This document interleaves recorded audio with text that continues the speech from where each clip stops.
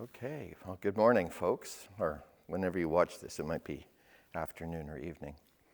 So just a reflection upon the message that I spoke last Sunday, which is about Joseph and about him remembering. And of course, there was a number of takeaways.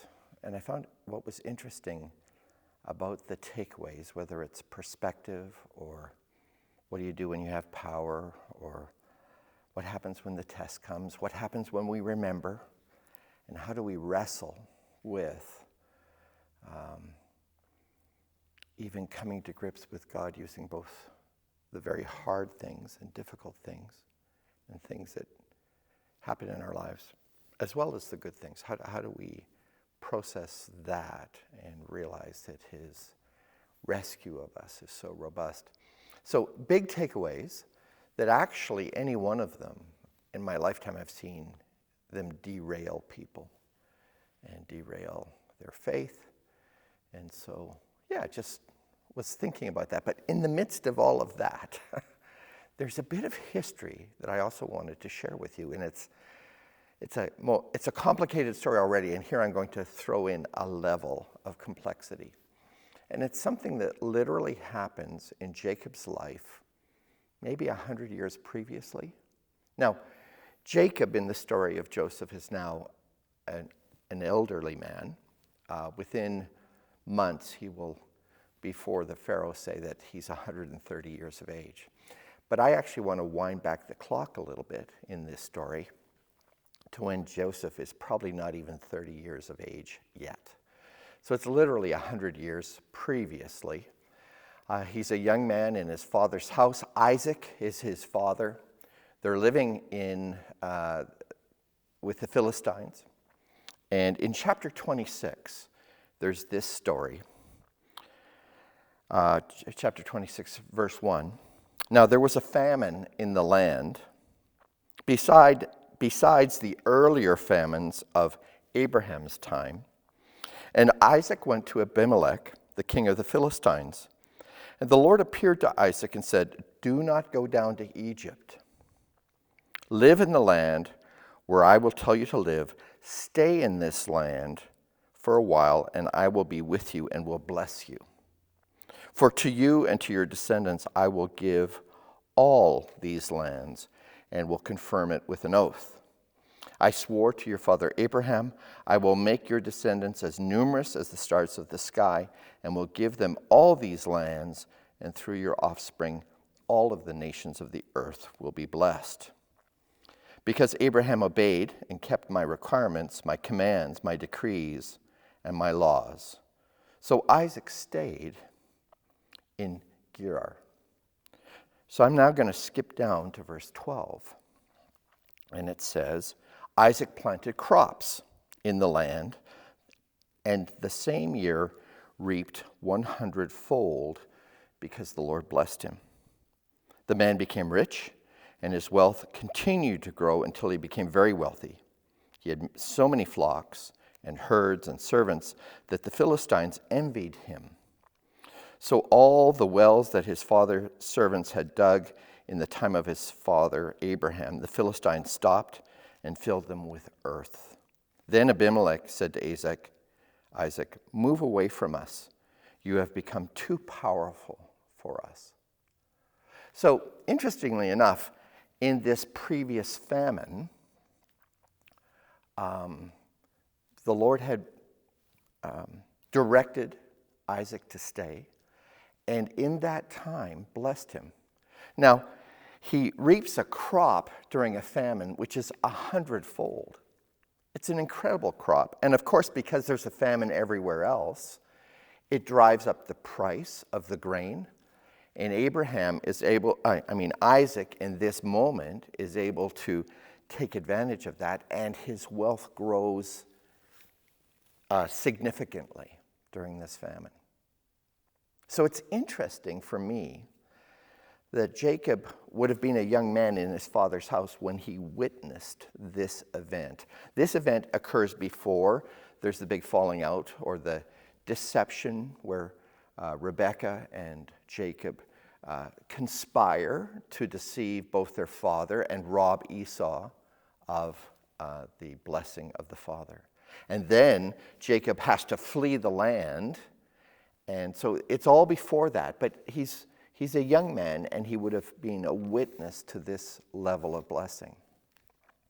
I think also there was a very strong oral tradition. The book of Genesis is put to paper first by Moses hundreds of years later. And so there's a great oral tradition where all of these stories, the creation story, the flood, all of these things are being told from generation to generation to generation. They are the keeper of their family's history. So Joseph also, as a young man growing up in this household, would have been very much aware of the stories of God's provision in the midst of a famine. And I'm thinking that's a very interesting backdrop for Jacob as he's now entering into this new famine that we're reading about in Genesis chapter 42. And I guess the big question is, Lord, how are you going to take care of us? We are your people, a people of promise, a people where there's this covenant relationship. How are you going to take care of us? And it's interesting, chapter 42, Jacob says, when he learned that there was grain in Egypt, I guess the actual translation, he saw it. He must have seen other people bringing it back. Oh, you got that where? Really? Oh.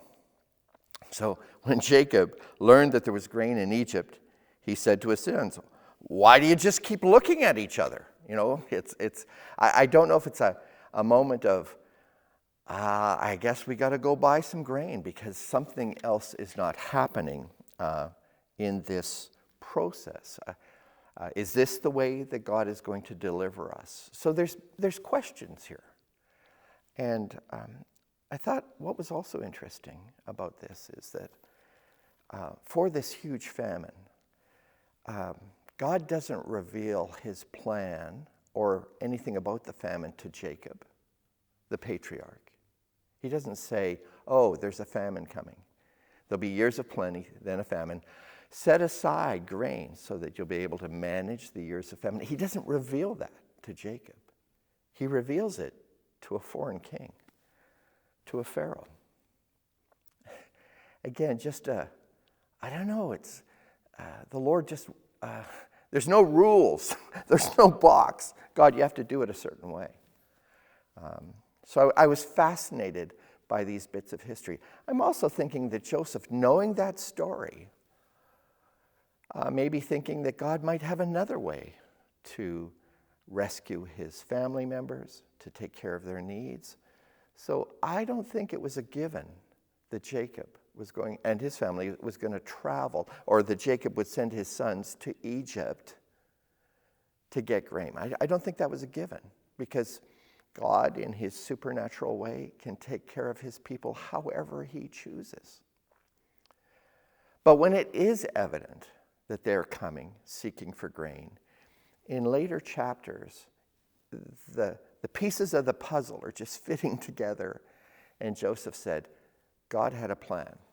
And what you meant for evil, God meant for good, that we could preserve this people and from this severe famine. So just a bit of interesting history that would have been very much in the minds of both Jacob and Joseph and all of those brothers, all of those family members that God provides. And so what's my takeaway? Even in these times where things seem to be very challenging, very perilous, God is not restricted from bringing about a salvation, a rescue. And again, we just welcome the rescue that our Father brings. So great to share this little bit of history with you, and I just bless you as you consider the takeaways from Sunday's message. Thank you.